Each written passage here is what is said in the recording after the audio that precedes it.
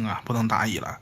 有这5种生物，它是不能放冰箱里边的，尤其是第一种，赶紧拿出来，别拿自己和家人的身体开玩笑了。如果说你刚好刷到我这个视频，一定要耐心的看完，有可能会救你一命，这可不是我在夸大呀。今天呢，我就来给大家就是简单的科普一下，到底是哪5种食物不能放冰箱。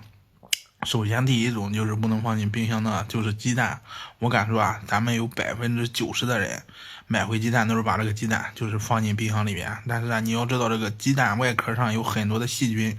一旦你把它放进冰箱里边了，这个细菌就会把冰箱里的食物进行污染。比如说蔬菜、肉类、剩菜等等吧，当咱们吃了这些食物之后，这些细菌就会进入到咱们的身体里边，对咱们的健康真的是非常的不好。所以不要把鸡蛋放进这个冰箱里边，你找个阴暗干燥的地方存放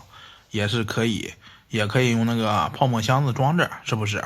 第二种就是香蕉，香蕉呢放进冰箱里边冷藏，它就会变黑，口感就是像辣的一样，不好吃。而且香蕉释放出的乙烯气体也会导致这个冰箱内的其他食物快速的变坏。第三种就是西红柿，外边那个卖的西红柿大多就是没有完全成熟的，在存放的过程中呢，西红柿会慢慢的成熟，但是你放入冰箱中会抑制它的成熟，这样呢西红柿就会变硬，没有味道，所以就是冷藏就会导致西红柿口感变差。